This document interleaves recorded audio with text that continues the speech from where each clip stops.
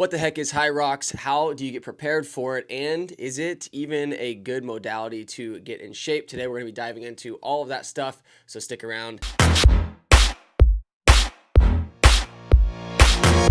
What's going on, everybody? My name is Dr. Colin, founder of Flow Functional Training. Today, I'm going to be talking through basically how I would approach tackling a training program if you had 12 weeks to prepare for a Hyrox competition or a Hyrox race. So should be a fun discussion. I have a whole presentation I'm going to show you guys, including some very, very good detailed stuff that should help you guys get a better understanding of what the heck Hyrox is, what to expect, and really how I would approach the training aspect of it so that you can stay, pain and injury free, but also get the most out of your body from the process. So here's what basically the outline is going to look like. We'll go through what the heck Hyrox is, kind of an overview of that, the goal behind doing a Hyrox, kind of training cycle. The 3-4 week microcycles I would recommend, tackling when it comes to a program specific, discussion. And then after that, equipment, exercise substitutions. We'll go through some nutrition recommendations that I have, mobility recommendations, and then finally go through like two basically like examples of what a Hyrox style workout would look like or a training session would look like. So let's dive in. What is Hyrox? I just came across it about a year ago. Essentially, it's a fitness race. It tests both endurance and strength, and it comprises 8 rounds. Each round begins with a 1K run. So you're running 1,000 meters, which is about 0.62 miles for all of you folks in America, followed by a strength and or aerobic exercise after that. So you'll do a 1K run and then some type of exercise for either repetitions or for distance after you get done with the 1K run, and then you'll start the next round, okay? The goal is basically to complete the race as quickly as possible. So I have everything listed. This is from the Hyrox website. I have everything listed right here, kind of what each round looks like and what each exercise looks like, and you guys can see that on the right side of the screen. So let's dive into kind of what basically what the equipment requirements are for the men and the women. For the men, and again, I'm using the pro requirements. I think there's different levels. There's like regular women's, regular men's, and then there's like women's pro, men's pro. So it's going to be the pro version. I'm going to be trying to basically do the RX like men's pro when it comes to when I do one here in 12 weeks. So I'm going to show you guys what that looks like. So for the sled push, you have to do a 202 kilogram sled. That includes the sled weight. So 202 kilograms is over 400 pounds, super heavy. And then for the sled pull, 153 kilograms, which is over 300 pounds. You guys can type in all the conversions on that. Super heavy though. That's probably the two I'm most concerned about. Everything else, like from a weight perspective, really isn't too terrible. Like 32 kilograms for the kettlebell farmer's carry is about 70 pounds. So not really that bad. And then like 30 kilograms, again, right around 70 pounds. So you're not really looking at like crazy heavy weights on most of this stuff. But the sled push and pull, man, that's like brute strength. Not something that has been my forte traditionally. So definitely those two kind of like, round 2, round 3 are going to be, I think, some of the toughest, at least for me. For the women, not much less in terms of weight, but this is like the women's pro. In case you guys are curious, all the weights are listed out there on the right side. So why am I doing this? I think a lot of this goes back to me having some resistance to diving into the whole fitness trend or endurance trend in the fitness industry. I think the last like 4 years, particularly with like COVID, has exploded the popularity of like hybrid training, endurance training, ultra marathons, triathlons, and now Hyrox. I think Hyrox has kind of taken over what CrossFit used to be, and for good reason. I think Hyrox is a very, very fun, style race that pretty much anyone can kind of get out and again go through a training cycle for and prepare themselves for and do some variation or version of a Hyrox. CrossFit, there's a lot of skill involved from the Olympic lifts as well as like the gymnastics style movements. There's a big barrier to entry when it comes to competing at a high level for CrossFit. For Hyrox, I think the barrier to entry is really not going to come down to, so much of skill as it's going to come down to training and actually having your body physically prepared for race day. So I did like a mock version of this a couple weeks ago. And before that, I'd never trained for one specifically, never done like a Hyrox style even workout really. I think I've done one that was kind of like it, like 6 months ago, but it was not really designed specifically like a Hyrox. It was like a group workout. There was, it was very, very laid back. This time around, me and my friends, you see in the pictures there, got together and threw basically like a mock Hyrox race together. Super freaking challenging. We did the partner versions, so we were splitting all those reps and like distances in half, and we didn't do quite as much weight as you guys saw on the previous pages, but super fun. And I had a blast doing it. And afterwards I was like, you know what? This is something that I would really like to challenge myself on, because I think mentally it was a grind. I mean, it's over an hour unless you're like an elite, like Hunter McIntyre, one of those like elite level guys, it's over an hour. So it's a grind, but I really had a lot of fun. And I was like, you know what? I think I'm going to try this. I'm going to go for it and see, if I can break 110 on my own, or even like 108. That would be like a really, really good goal for me. And, over the course of the next 12 weeks, we'll see if we can get there. So that's why I'm doing it. Everyone else might have different goals. You might want to just get, into better shape for the summertime, whatever it might be, fit into some old clothes, lose some weight. You could have all sorts of goals that would be super warranted for this whole thing. So let's go to the next page here. Hyrox. Let's go over like program overview and like microcycles of really how I would recommend attacking this. Okay. So here's like 3 different phases of 4 weeks that I would kind of recommend having. The first would be the base building. I think in any program, you need a foundations building phase. So this first 4 weeks, we're building aerobic capacity, muscle endurance, and really getting good at the movements. So getting efficient with the movement patterns that are specific to Hyrox. And understanding how to best leverage your body while doing each of those exercises. So we've got I would still recommend having 2 general strength training days per week, 1 full body push, 1 full body pull, and then basically like a Hyrox style workout, specific workout twice a week as well. That one having like 1 day where you're focused on more running, and then the other day where you're focused more on like rowing or doing the ski erg. I think that's a really good way to split that one up. And still having kind of like some sort of like low intensity aerobic activity day throughout the week, whether that's 1 or 2 days, to kind of build up your aerobic capacity and kind of build that energy system a little bit better. Especially if you're someone like me who's traditionally a sprint power-based athlete, this is a really good way to kind of introduce this to your body over the course of an entire month, allow your body to make some adjustments before you really start heading into, looking at the nitty gritty, like race paces and things like that. So that's going to be what I would recommend week 5 through 8 would be. Basically focused on intensity and efficiency, okay? When we look at intensity and efficiency, I think that what we're really talking about is how fast are you going? This is getting down to, okay, what are we splitting on our race pace times, like for the, let's say a 1K, doing days where you're dedicated, doing like to speed training and different things like that. So this one I would still recommend. I don't think the general strength training needs to be tossed out quite yet on this one either. I still think you should have 2 days a week. We're doing a full body push, full body pull, still maintaining the same volume and intensity 2 days per week. Your body's going to be fine, going to recover just fine. And I think it's actually going to help feed your body for the strength-based movements in the Hyrox. Then I would still have about 2 to 3 Hyrox specific workouts this go around. So we might lose one of those aerobic or mobility and maintenance days in order to have 1 extra Hyrox specific workout.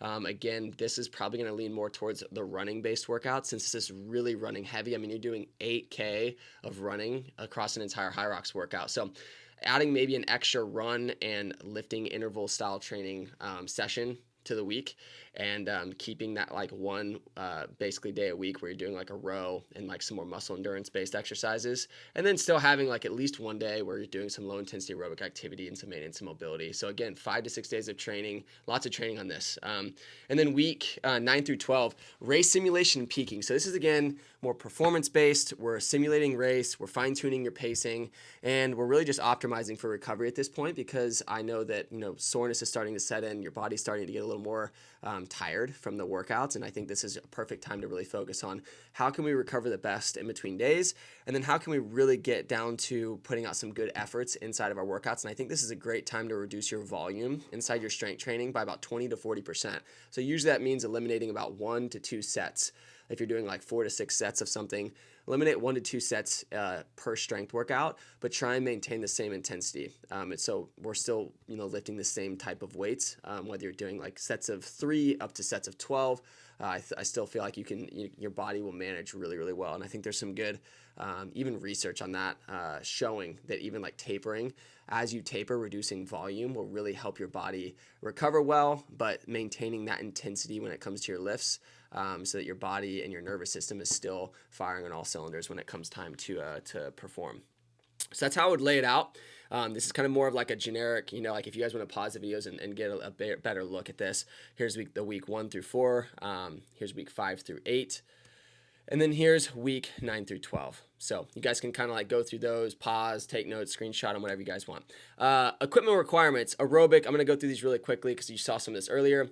Got to be able to run, so that's just part of it. Running, having a rower is super big as well. I think being efficient at rowing is going to help you on the other exercises. A ski erg, I feel like is not super necessary. You might want to have that towards the end, maybe like phase 3.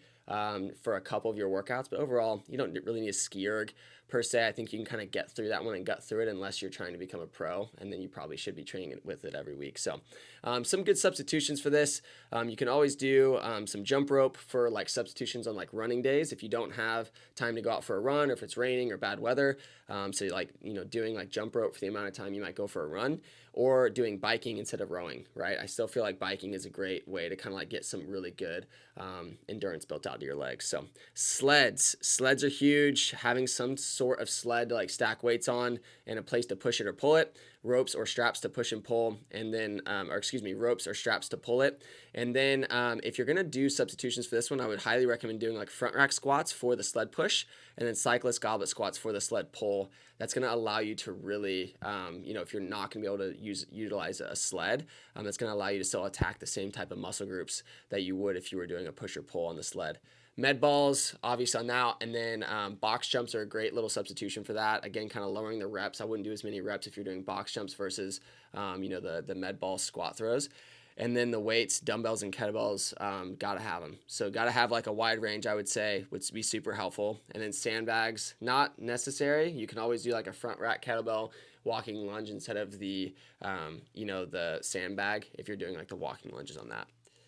So let's dive into some nutrition. Nutrition, I think, is massive. So, whether you're trying to maintain, gain weight, lose weight, everyone should understand what their total daily energy expenditure is. This is essentially just the total number of calories you burn in a day. How much energy is your body consuming in a day? And that includes your workouts, okay? So with the introduction of Hyrox workouts, you might be burning more calories. So that might be something to factor in when you think about, your nutrition. If you're trying to lose weight, that's going to help put you into more of a caloric deficit.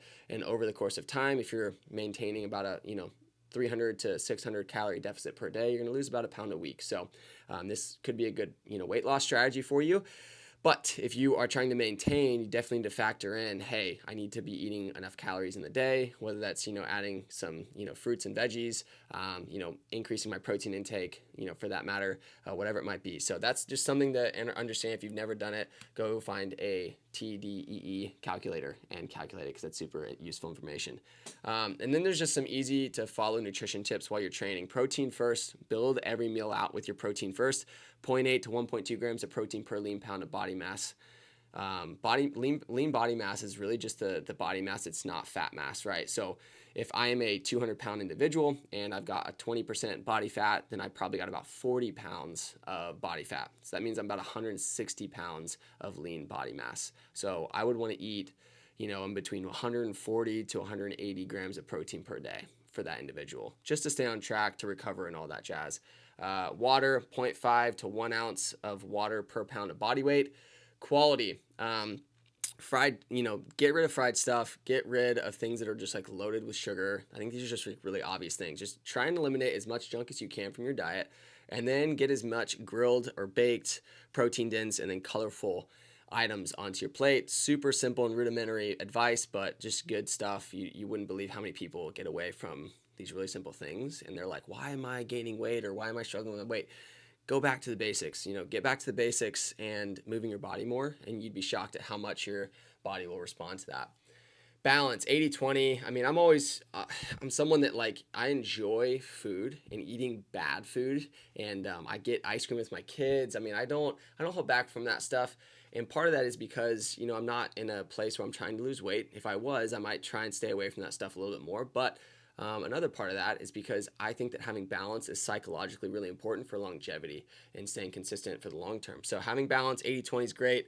And then last little bullet point underneath there, I want to underscore this. Make sure, especially if you're doing Hyrox in a place that's warm, or if you're just a sweater, make sure you're getting enough electrolytes. The biggest mistake you can make for an hour plus race is getting behind on your electrolytes. If you're cramping up mid-race, you're not going to make it through. You're going to probably get crampy. You have to drop out of the race. It's going to really suck. So make sure you're consuming some type of electrolyte drink, ideally one that's got a really good formula and a lot of sodium in it. Okay, mobility. Real quick, we're going to walk through this. 3 points to focus on as you're going through your Hyrox training, okay? You got the shoulders and thoracic spine, so kind of your upper back and shoulders. You've got your hips, and then you've got your ankles and your knees, okay? All those 3 things are going to take major hits when it comes to Hyrox training. So how to build a mobility routine. We've got those 3 different areas to focus on, 3 kind of movements that I would, basically just pull from this entire presentation and kind of implement. The child's pose, great for thoracic extension. Anything with thoracic rotation, so we're talking kettlebell windmills, wide stance thoracic rotations, hip opener rotations. There's a lot of different variations. Just something that works thoracic rotation. The last thing would be shoulder cars. I think those are just really, really good for helping your shoulders stay super healthy, but also really engaging those stabilizer muscles in your shoulders, and just keep them super healthy while you're doing, some of these movements. So that would be the first category. Second category is hips. We've got rotation, basically rotation, flexion, and extension addressed in these 3 movements. So hip 90-90s, sitting on the ground, going back and forth, going nice and slow, really work on an internal and external rotation in the hips.